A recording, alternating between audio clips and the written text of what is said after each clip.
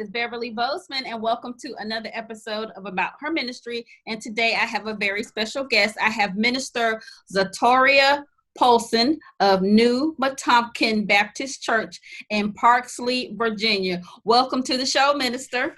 Well, thank you. Thank you for having me. We appreciate you being up here. We really, really do. And you guys are definitely in for a treat. We have a double hitter today. She is a minister and a first lady, and she's going to also tell you about her business at the end of the show. So the first question that we will be asking is, how long have you been in the ministry? I have been in the ministry, officially licensed to preach 3 years, but I would say much longer than that. Probably since my husband was called, I stepped up and started doing ministries myself, women's ministry and a lot of other things that need to be done. So probably around 15 years. Oh, wow. Now, when you were growing up, did you have any idea that you would be called into the ministry or even have a desire to be in the ministry? No and no, most definitely not. I wasn't raised in church, so definitely no. And definitely, I didn't know I was going to be a pastor's wife, a minister's wife. If you knew my husband then, you would understand why I say that. But I definitely didn't.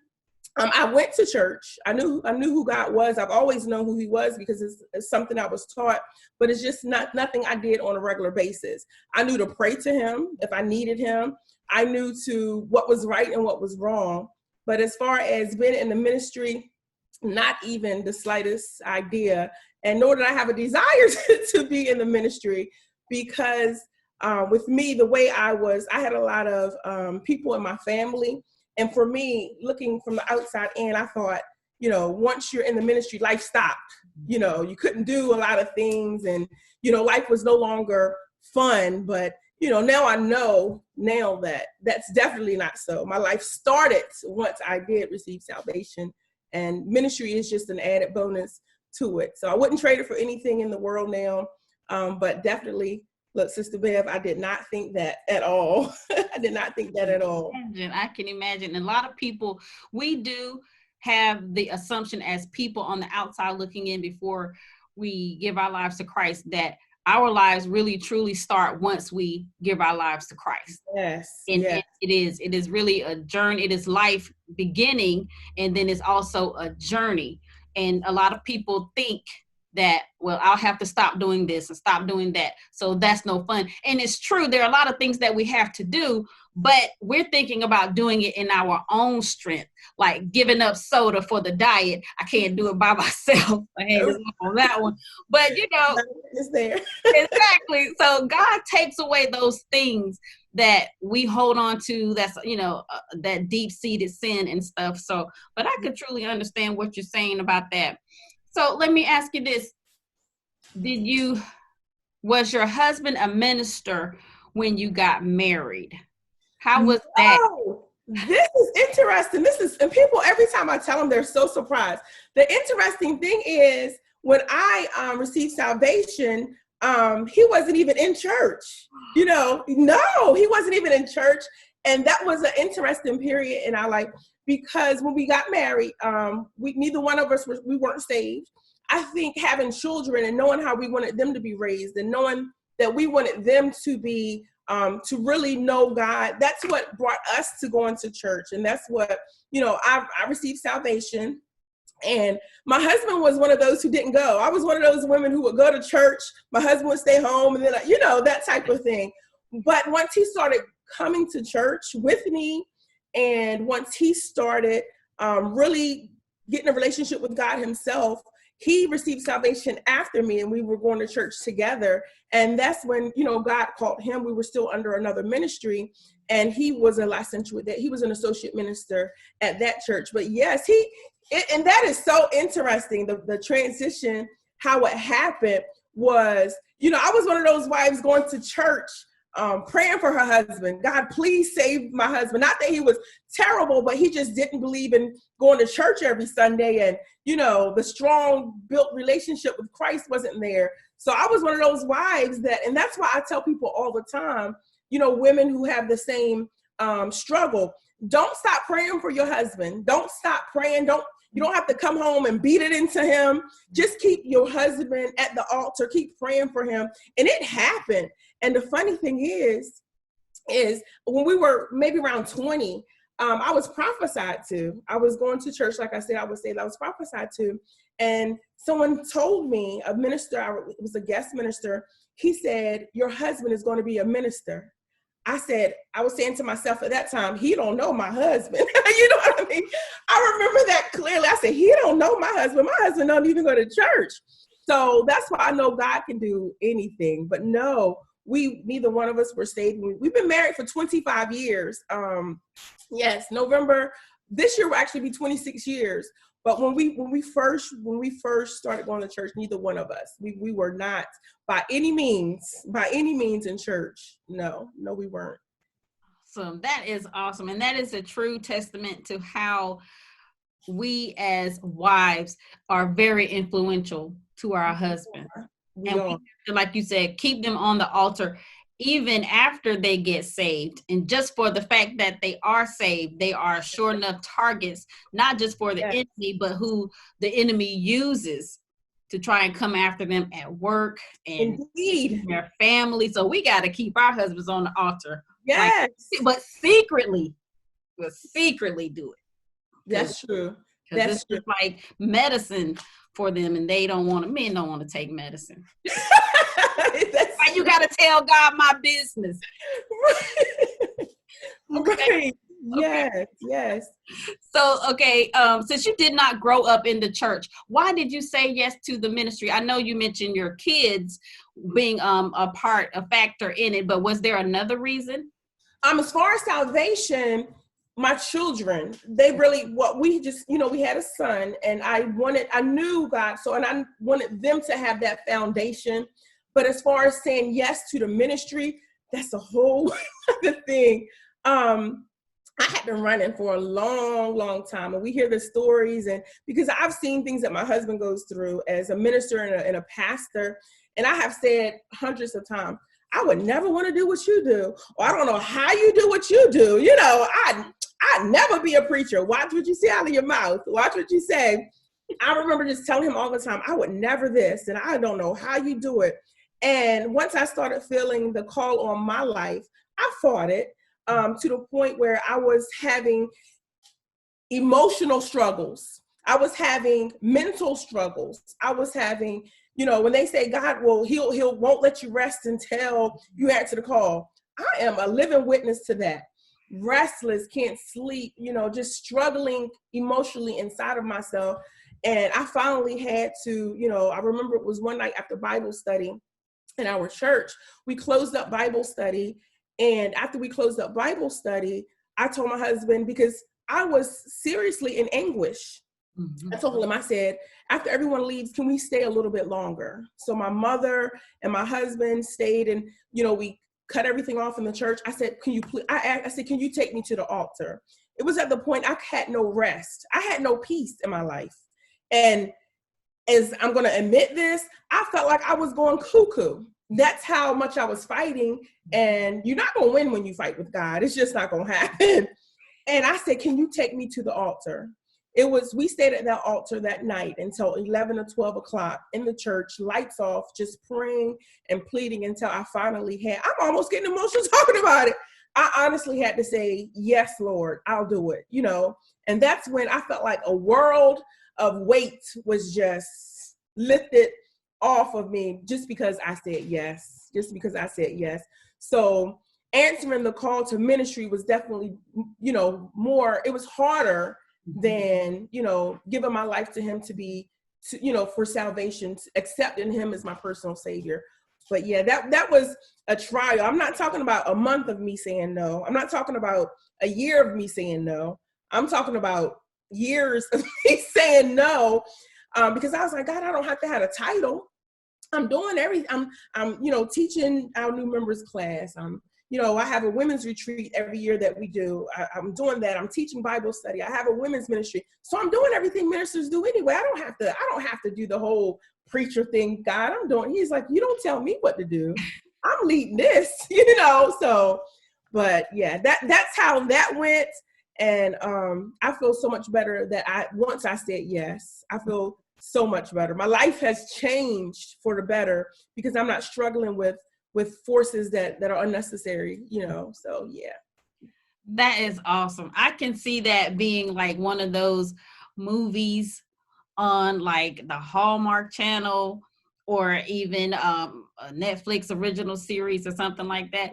That's powerful, Yeah. because I believe that there are so many people, especially women and women of color, who have been called to the ministry, and there's just so much stigma negative stigma that goes along with it, that just I don't know, There or is. and the support system has to be there as well.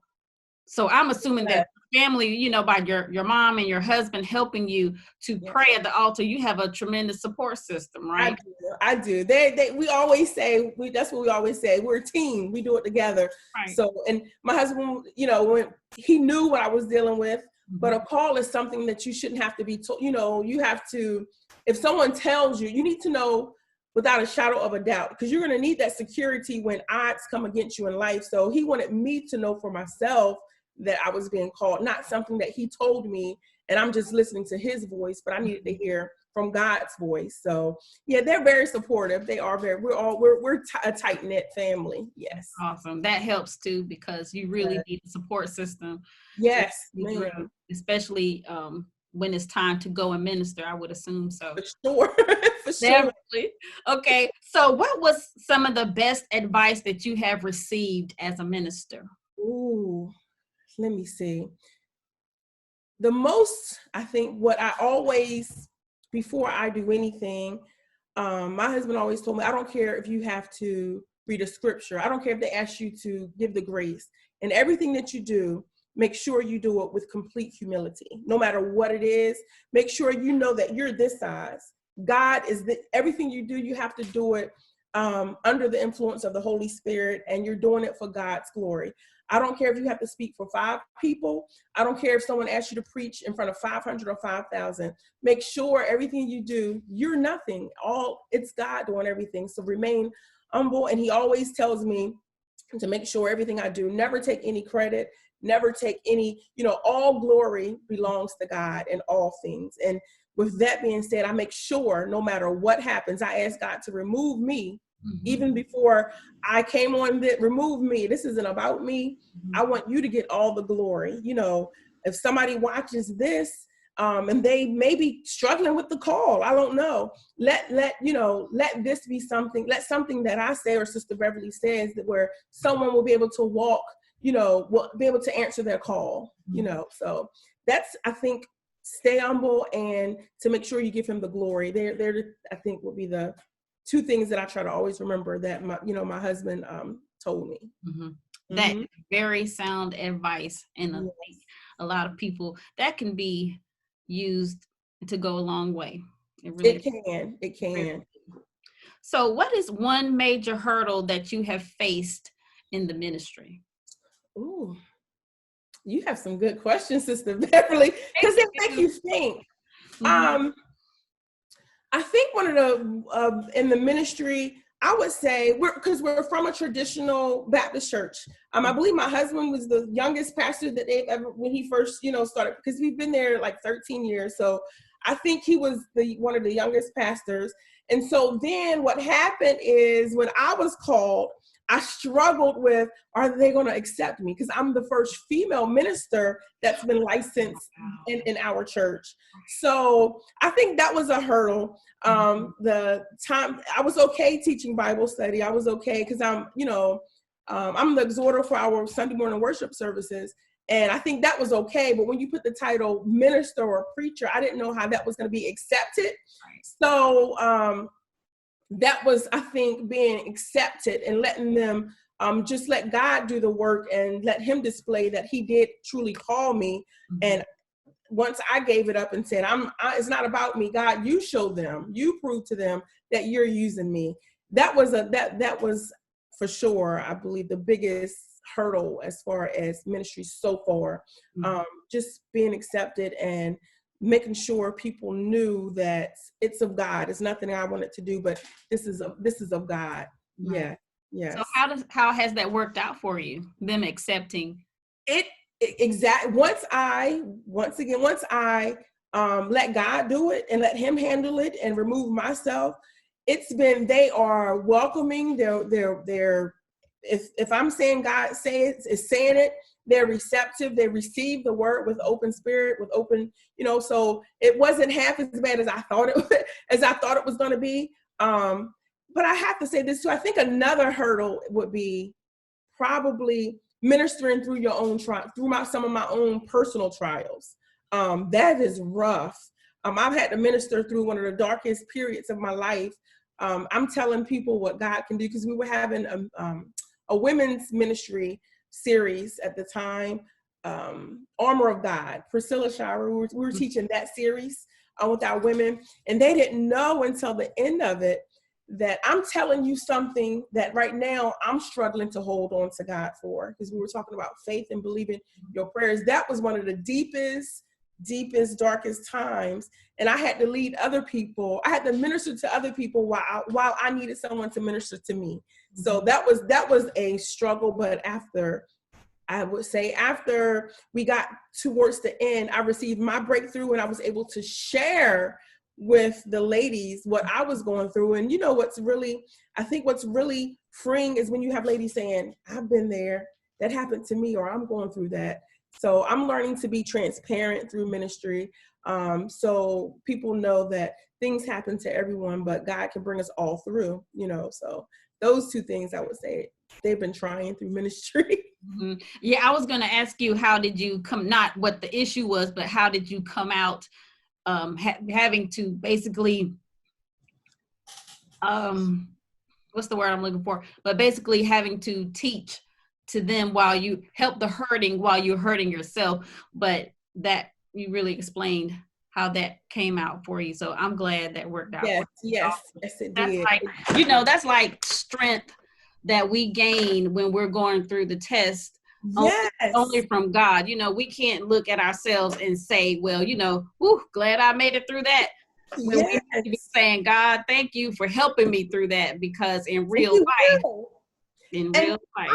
I feel like when you go through things, you're even more able to, you heard this phrase before, you're bleeding while you're leading. Yep. That's how I felt. Yep. I was hurt and wounded, and I'm trying to lead other women to get to a certain point, and I'm bleeding on the inside myself. But until I became transparent and let these ladies know, listen, I'm trying to tell you this, but I need feedback because I'm going through this as well. Once I was, open enough, God, sometimes you gotta, in order for something to heal, if you keep a Band-Aid on something for a long, long time, it's moist under there. You have to take it off sometimes so that it can get some air and you can actually heal. I think that's what really helped me. Once I opened up myself, became transparent. Yes, I'm the leading lady at the church. Yes, but everything's not perfect. Everything's not perfect with me either. And once I finally said that, I felt so much better, and I was able to heal with them. So that's I think that's what helped me to get over one of the hardest periods during that period of my life. I think being able to be open and receive help as well. Mm-hmm. Right. There is true healing in transparency. Yes. And it takes us a while to get that, because I think when we share with certain women what we're going through or what has happened to us or whatever, we're so used to hearing about it later on in the streets. So we kind of keep it to ourselves. And so, like you said, it's moist under that Band-Aid. Well, I'm just not going to expose myself anymore because I'm just tired of people calling me, girl, I heard about you so-and-so and so, and calling you out at the worst time in front of other people. So the transparency gives us an opportunity for healing. Yes. We just have to just be willing to be naked before the people. Yes. If God is telling us to do it, because there's a purpose for that. So that's awesome. I'm glad that you got your healing, and I'm so sure that other women benefited from your transparency. That's awesome. Love it. So my next question is, how do you handle correction from God? Ooh. And I pray it all the time. I pray about it, but then when it happens, I cannot think that everything I do is okay. Because sometimes It's not necessarily what I've done is wrong, it's what I have not done, which I struggle with a lot. What I have not done, he'll correct me on. Didn't I tell you to go say this? Or didn't I? Because that's something right now God will tell me, and I'm careful with how, because I have been ministering, a preacher for 3 years. So I'm dealing with right now being obedient. When he tells me to do something, don't worry about how the person's going to receive it. Don't worry about if they're going to believe it. Don't worry about that. Just go and do what he told me to do. And sometimes I'm better now, Sister Beverly, but I wasn't, and I could not sleep.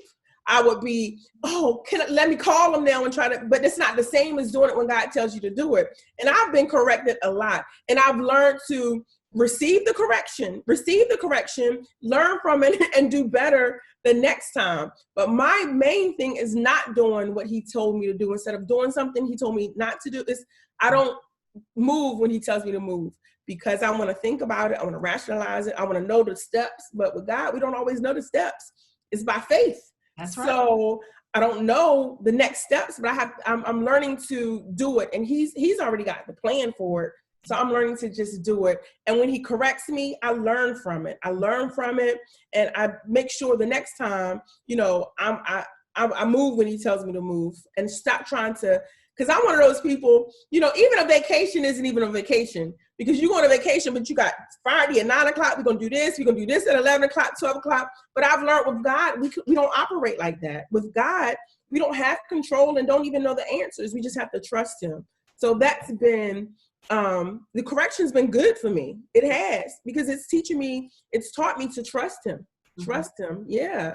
So I love it. And it's something about radical obedience. Go ahead and do what I told you to do. And you won't keep getting beat up. Yeah, stop trying to figure it out. Exactly. Okay, well, if I do this, then this is going to happen. And if I say X, Y, and Z, she's going to feel whatever kind of way. But I didn't ask you to be concerned about their feelings. Right. Some people are just hard-headed, and they just need to hear it straight with no chaser. That's the only way they're going to accept it. And if they're mad with you afterwards, then oh well. That's right. You're absolutely correct. That's the cost. Exactly.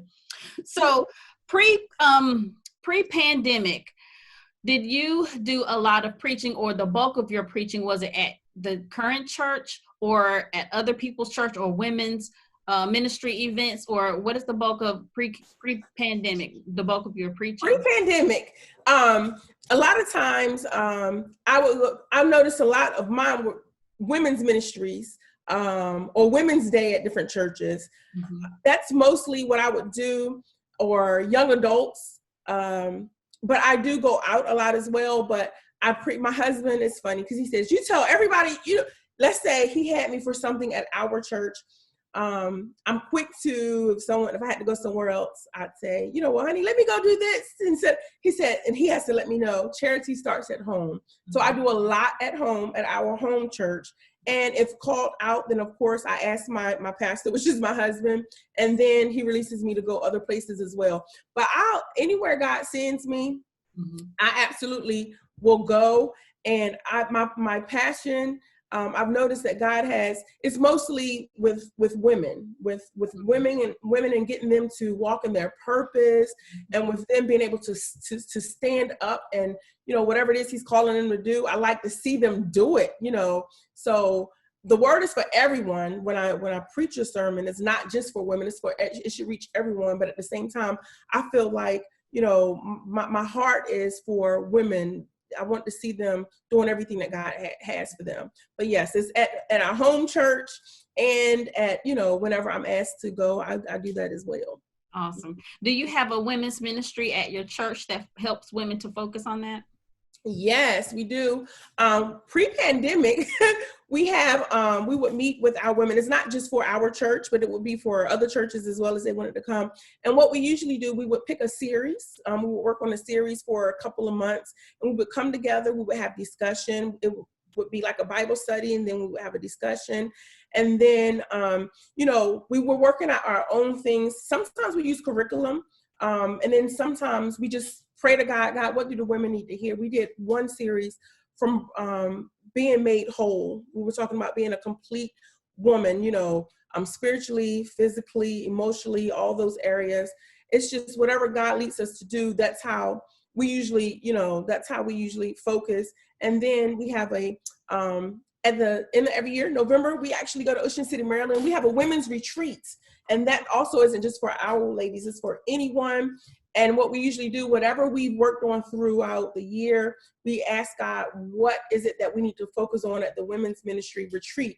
And we do that as well. So that's just a passion of mine, seeing women blessed. That's as a sister in Christ, when you see your other sisters in Christ doing something that God told them to do, or blessing other ladies or blessing other people, it does something for your spirit. You're like, you see what my God is doing in her? It just makes you feel really good to see, women doing something, having a purpose and fulfilling what God has for their life. That brings me, it just brings me a certain kind of satisfaction to know that we're walking in purpose, because that's what we're here for. Exactly. I don't want to live just to live, exist just to exist, but I want to be doing what God has me to do while I'm here, and I want other ladies to be doing the same. I agree. It does my heart good to be walking in their purpose, because it just went to me, if a woman is walking in her purpose, when she hits the stumbling blocks in life, she has a reason to get up and keep going. Yes. It's just, well, I'll see what I'll do about today. I don't know. I don't have anything to do. So then, adversity comes and I'll just stay in the bed because I'm just not feeling it today. And, it doesn't really help anybody out. Right. So my next question is, if you could ask one person in the Bible a question, who would it be and what would you ask them? Oh, okay. Let me think. Oh, I know. Because we are busy as women. We are super busy. We got a lot of titles. We wear a lot of hats, do a lot of things. Sometimes I look at that woman in Proverbs 31, that versus woman. I'm like, I want to say, sis, how you doing? If you read everything she's doing, you'd almost think that it's something you reading something that's not so. Like, are you superwoman or what? I want to ask this virtuous woman, because it only tells us it tells us the good things, what she's doing. It tells us, how she prepares her family food, how she's not lazy, how she's, it tells us all these things. Mm-hmm. But we know as women, we know that even while we're going through, doing all these things, we're going through something. I don't care who you are. We are going through something. If you are living, it's something that you're going through. It is. It's whether or not you want to share it, but you're going through something. So in Proverbs 31, it tells us all the good she's doing, but she's going through something. And so I want to ask her, how are you able to, for number one, do all of this that you're doing, without missing a beat? And it said, and she's not doing it complaining. She's not doing it half-heartedly. I've admired this woman and I want to be like this woman, but I want to ask her, I know you have something going, how are you still doing all of this, staying focused, staying strong, doing all this for your family and your husband? How are you doing? What do you need? You just want to ask her that. You want to ask her that. And how are you doing this? Because I look up to her a lot. I really, truly do. Because she has her hands full. She's wearing a lot of hats, but she's getting it done. Mm-hmm. And if I can have a conversation with her, I just want to know her plan. I want to know how she's doing it. What is her formula, I guess, to get all this done, even with what you have going on? Because she has something going on. We know that she has, but she's still getting it done. And I just truly, so I don't know if that's really a question, but I just want to have a conversation with her to know what was really going on with her and how she stayed focused. As she kept going every morning, because she got up early, like you just said, how some women, they would just lay in the bed. And no, because she had purpose, So I really admire her. I think I would love to have a conversation with her.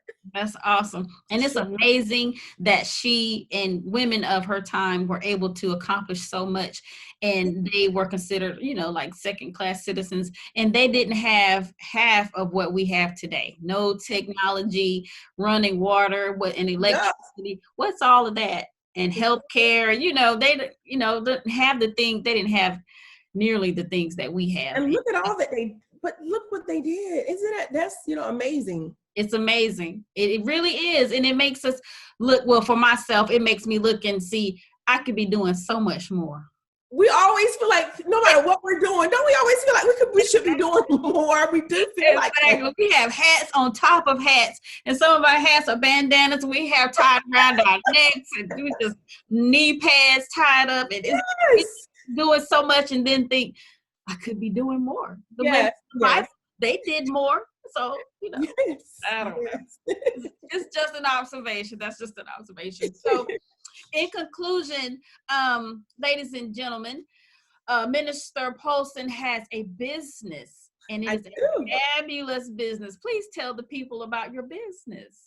Well, on top of ministry, I also, one of my passions, I love all things girly. I really do. I love all things girly. And I have a jewelry business, Lady Z Bling.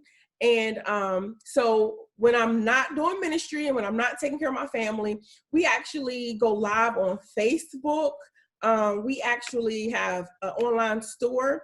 And this is exciting to me because it just happened last week. We actually have an app store, a shopping app. We have an app where you can go to like Apple, iOS, or Google Play and look up Lady Z Bling, and you can shop all of the things that we have to offer from an app. So, you know, I tell people all the time, it started as a hobby, but it's actually now my business. It's paparazzi, so it's affordable. What I'm wearing now actually is paparazzi. It's part of our jewelry, and it's affordable. It's very affordable. A lot of people are familiar with paparazzi, and it's $5 jewelry. But what a lot of people don't know is for the ones that like bling bling or bigger pieces, we have that as well. We have those larger pieces, and I really, really love it because anything girly, like I said, I enjoy it, and we just put a lot into our business because anything we do, we try to do it all the way. So that's why we went ahead and also added the, website where ladyzbling.com is our website. And we wanted to just make it a little more easier for people. And we made it so that we could go through the process of getting an official app. Yeah. So we have our own app now as well. Yes. Awesome. I love it. I jotted it down. So make sure that you guys go to ladyzbling.com as well as go and check out the app. Apple and Google Play Store, and I'm so sure that you're going to find some awesome items. So in closing, give the people some final words. Final words, I would say, first I want to thank you, Sister Beverly, for giving me the opportunity. I really appreciate it, and I pray blessings upon your ministry. So thank you. And I would say final words, I want to say, I don't care, this is for women, men, whoever. If you feel like it's something that God has placed inside of you to do, I don't know whether it's writing a book, whether it's starting a business, whether it's just being a blessing to someone else. It can be something as small as going out to feed someone. Whatever it is he's asking for you to do, even if it's not convenient, even if it's not something that you want to do or ever thought you'd do, if he's given it to you to do, God is waiting on you. And guess what? I tell people all the time, if you're not doing what he's asked for you to do, you could be holding up someone else's blessing. Somebody could be waiting on you for that blessing. So whatever it is, if it's placed in you, don't worry about how it's going to get done. Don't worry if you don't have the education, if you don't have the money, whatever it is, God is going to make provisions for you to get it done. So you'll sleep better, you'll feel better, you'll live better if you just step out and do what it is he's calling for you to do. Don't worry about fear. Don't worry about if you're going to be accepted, because God makes, if he's called you, he's already made way for it. He's already opened the doors. He's already placed the people there that you're going to need to get whatever it is done. So just have faith and step out and do it. Like Nike said, just do it. Just do it. Yeah, that's what I would tell anybody. That's it. Just do it. You guys heard it straight from her mouth. Just do it. There's no excuse. Go ahead and get it done. If the women in the Bible can do it, we can do it too. Yes. Right. Yes. Thank you so much for stopping by to share your time with us and let us get to know you a little better. You guys be sure and check out the app and go to the website. And we hope to see you again on another episode. And do you guys go live again on Facebook with your business?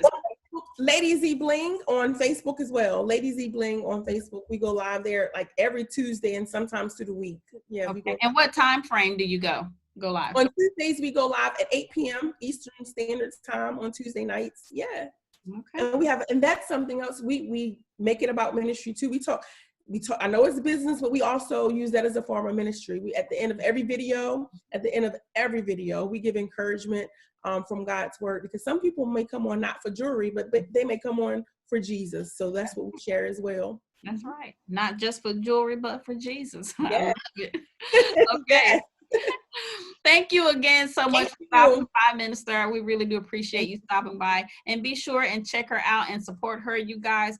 And she has some awesome pieces, I know. And we just look forward to hearing about more good things that you're going to share with us in the future. And be sure, you guys, to release your genius. Join me next time on the next episode. And be sure to release your genius, pull off the impossible every day, and let's be glamorous, godly girls.